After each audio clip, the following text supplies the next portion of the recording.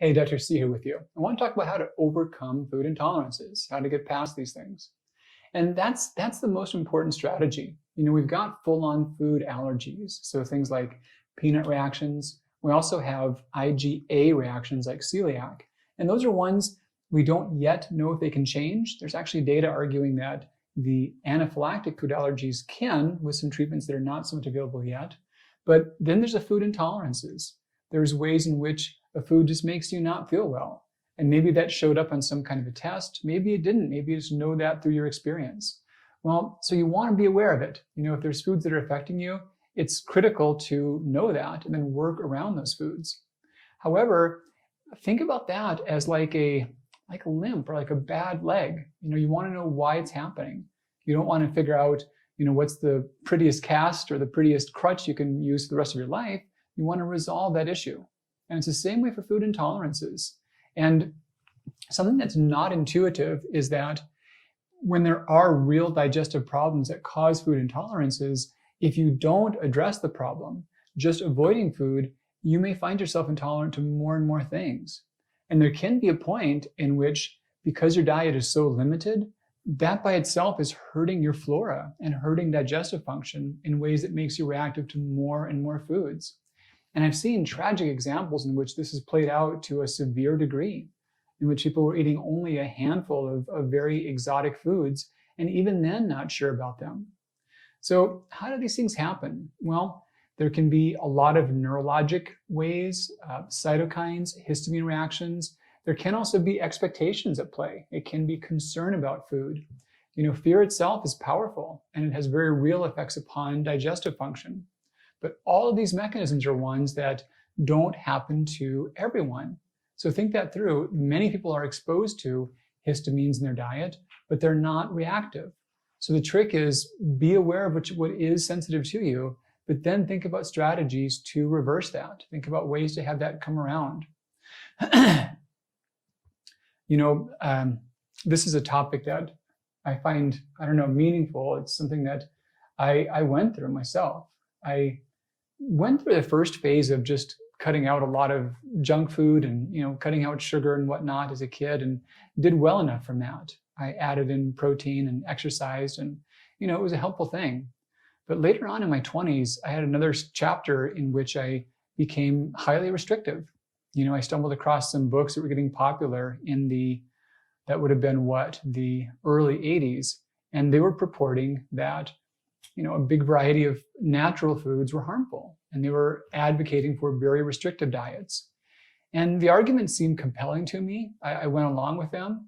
And I don't know if it was the fact that I was eating more produce, which could have been, and is definitely a good thing, or if it was because I was expecting to have some great change. I experienced some great change. I felt much better in the first weeks or so. But I also started noticing that my health went down in other ways. My physical performance, my ability to recover from exercise, my mental focus, my mood, and then I got food cravings out of control. And it took a long time to unravel all of it. And the first intuitive steps were that this model that I was taught was true, and that if it were true, the symptoms I had must have been from something I was still eating. Because the basic idea was that the only reason that I would not feel well is because I was eating some kind of harmful food. And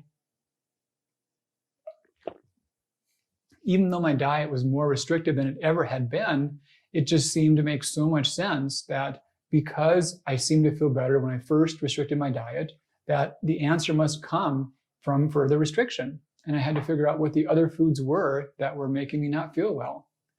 And I cut out more and more and more. And it got to the point where I was eating little more than just raw fruits and vegetables, and even just once daily, and then even not even fruit. And that just doesn't sustain a young 20-year-old man living in northern Minnesota who's trying to, walk, no joke, 2 miles to and from school, and trying to run for activity and stay physically active and working full time and being in school. You can't sustain that on one serving of raw vegetables per day. I wish I could just grab myself back then and just shake me by the lapel and say, you need more food. I figured it out, but shoot, it took so long. I'm almost embarrassed about how long I got caught in all these traps. And there's a phenomenon called nocebo, which is the opposite of a placebo. With a placebo, something that won't help you will help because you think it will. And with a nocebo, it's the exact opposite. Something that can't hurt you does hurt you because you think it might. And I was so deep in nocebic reactions to so many foods, and it was one of the lowest points ever. And the path out was a tough one. And I do think that part of it was my fear of many foods, but part of it was also just the fact that my poor intestinal tract was really unhealthy and not used to eating much of anything. Here's a silly example. If someone were raw food vegan for 10 years and they ate a giant slab of pork ribs, they wouldn't feel well, not because of pork allergy, but because they just weren't used to that. So a paradox is that we're omnivores, and there's like no food you could take away from us that would make us die tomorrow. And there's no food that we couldn't subsist off of. We can do things in a lot of ways and still live and still reproduce. However, our guts and our flora really adapt to whatever it is we eat often. And when that changes, they take a lot of time to adjust. So we can get adapted to very narrow diets, not so much that they're helpful for us, but more so in a sense that we can't really tolerate many other foods for quite a while. And that's a pitfall, because even if you're eating less than you need to, and you make a genuine, honest attempt to expand the range of your diet, you may have negative symptoms from that. And it can be a hard thing to realize that it will improve, but it may take some time, and it may take just gentler steps and more patience. But in general, when there are legitimate reactions to foods, we think about symptoms like bloating, migraines, fatigue showing up, general aches and pains, especially when they are digestive in nature. These can be significant. So there's the thought that such reactions can worsen immunity and trigger thyroid disease. That's one idea around that. And I've not found strong evidence of that. For sure, there has been data I've seen showing that people with thyroid disease have higher amounts of food intolerances, but is that there, or is that a cause? Is the thing that causes thyroid disease also causing food reactions, or the food reactions cause thyroid disease? It's an important distinction. The best studied example we have is from celiac disease. And in those cases, it's very clear that those with thyroid disease have more celiac disease, and vice versa. However, they've looked very closely at whether people with celiac disease that go gluten-free are less apt to develop thyroid disease than those who do not. And it doesn't make a difference. So they should go gluten-free. They're healthier when they do. But when they do, they can still develop thyroid disease. It doesn't change the arc of that. So we don't think food reactions really cause thyroid disease per se. So making sense out of the reactions, there's also debates about testing for food reactions. There are many labs that do measure IgG reactions. And over the years, I've looked into those.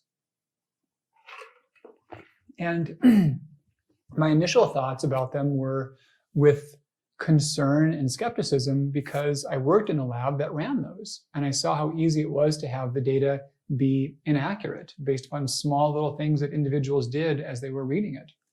And so what I did was I would take multiple samples for food allergy tests and have the lab run 2 different tests on the same person, not knowing they were on the same person. And from doing so, I've seen that almost all the labs give you different results on 2 vials of your blood taken on the same blood draw. So many are just not accurate. There's also pitfalls, because there's also debates about whether IgG is good or bad. There's some evidence that IgG antibodies are protective antibodies. So for example, in the case of peanut allergies, if someone develops IgG, that may be a marker that they've gotten tolerant and they're no longer sensitized. So to say that IgG reactions are signs of food allergies is not always correct. In some cases, they're the exact opposite. They're signs of healthy tolerance. So altogether, these can be tested for, but they're not things that are worth self-testing and self-diagnosing, because it takes a fair amount of judgment and nuance to read the results. It may look like you're reactive to something that you're actually tolerant of, and the test you use may not be accurate. For what it's worth, I'm not tied to any labs, but US Biotech and Meridian Valley are 2 labs that give reproducible data. Now, it still takes a good doctor who understands the real role of IgG to help know if these are things you're reactive to or things you're tolerant of. Because just looking at a food allergy test, it may not look any different. It may look the same.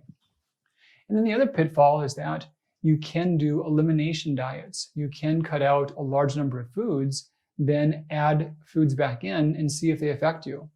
The pitfall about these is that when you cut out a lot of foods, your intestinal tract gets lazy, and you may react to foods in ways that you would not otherwise. Kind of like the vegan and the massive pork ribs thing, that silly example I gave.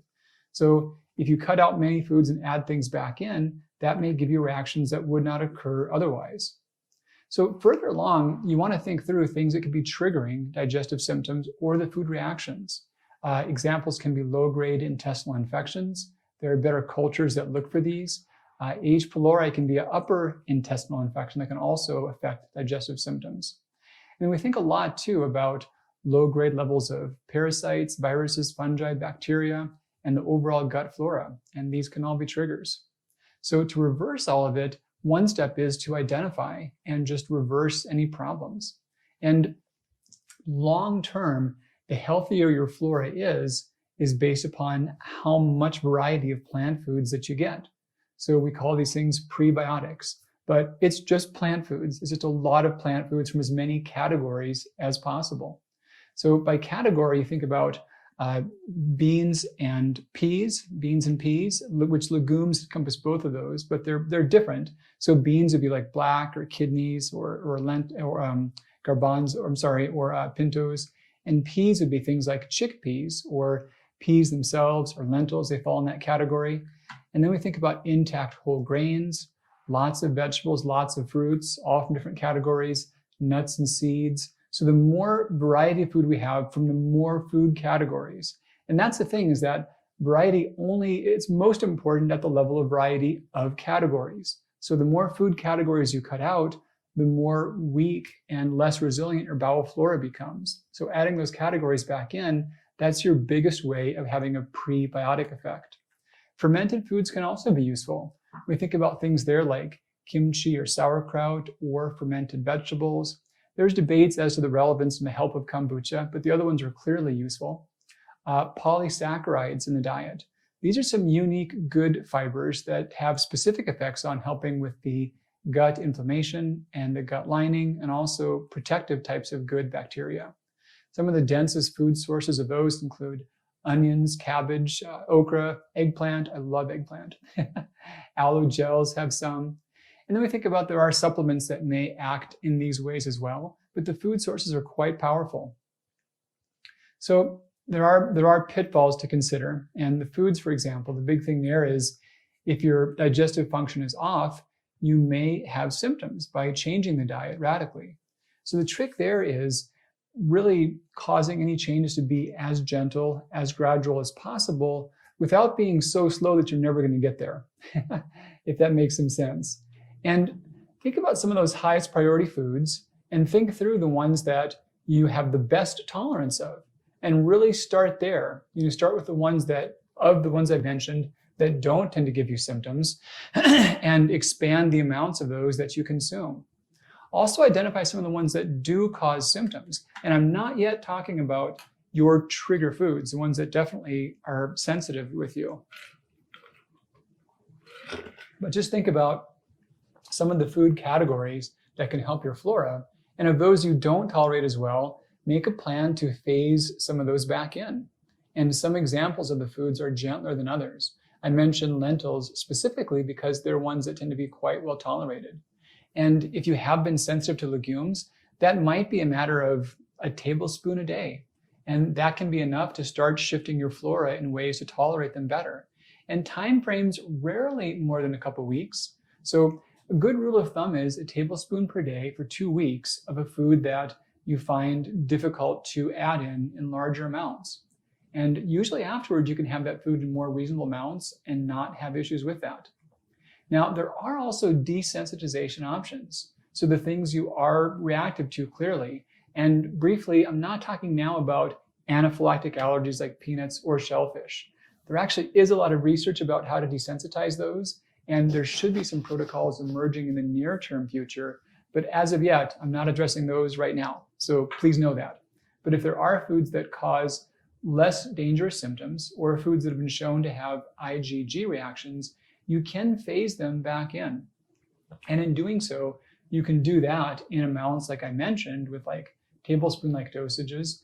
That can be a good start for foods that tend to cause symptoms like cruciferous vegetables or allium vegetables like onions, greens, starchy vegetables. Also those that have moderate symptoms of things like berries or citrus or apples or certain nuts, especially beans and legumes are good that way. And then even intact whole grains, those things that can cause symptoms for some, phasing them back in that way can make a big difference. Of the things that you're more reactive to and are more specified, there are processes now by which they can be therapeutically desensitized. And there's versions of sublingual immunotherapy that can work through foods. And this can be done through formulated compounds that are measured and are calibrated over periods of time. But you can also do this by simple dilution. So here's some steps for an example. You can choose up to 3 foods that are reactive, like say, dairy, eggs, or almonds. Get yourself a home scale. If you don't have a home gram scale, they're so handy for cooking. A lot of recipes you look at will say a cup of flour or 100 grams of flour. That's not an exact conversion, but they'll give you volume and also weight. And it's so much easier to add things by weight. It's much more accurate and you don't need to have measuring cups. So gram scales are super handy. Now, to do this, you want the reactive foods between 1 and 3. You want a gram of each and add that to a liter of water. Take that gram of the foods in a liter of water and blend that for 2 minutes in a high-power blender. So you now have a 1 to 1,000 dilution of that allergen. And you've got a small amount of that in a safe amount, in a safe quantity. So take that and you can use that for up to 3 days. And then basically take a 1 milliliter dropper of that, hold that under your tongue for 1 minute, and make a new batch every 3 days. You won't run out. You'll have way more than is left than you would need, but there's no real preservatives in that. So just waste your leftovers and make a new batch every 3 days. But yeah, a little dropper bottle, you can measure out a milliliter from those. That's usually about 20 drops, and just hold that under your tongue.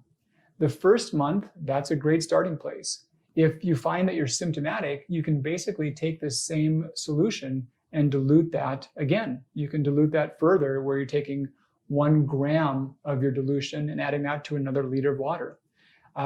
There is an amount that will be tolerated. So once you've found that, make that regular for a month, and then each month you gently raise that concentration. So if you did well in that first batch with 1 gram to 1 liter, then do the next batch with 1 gram per 100 mils of water, or 1/10 of a liter, about 3 ounces. Now you're at a 1 to 100 dilution. But you keep working your way up, a month at a time, and you can reverse many food intolerances. I've seen this happen very consistently for people, and it's super awesome. The cool thing too is that once you start getting a few reversed, you tend to find that many other reactions tend to go away more quickly on their own. You might not need to say you've got a dozen things you find yourself sensitive to. If you work through the first couple, your health may improve enough to where the others do sort themselves out. And this same phenomena has been shown up to be true for airborne allergies as well. If someone reverses their biggest, worst ones, a lot of the minor ones just clear up. So if you really are stuck with bad reactions, this is a great way to work around them. Super easy, safe, cost-effective. You can do that from home, and give me feedback. Let me know how it's working out, and love to hear that be helpful for you. All right, Dr. C with you. Take great care, and I'll see you more real soon. Bye-bye.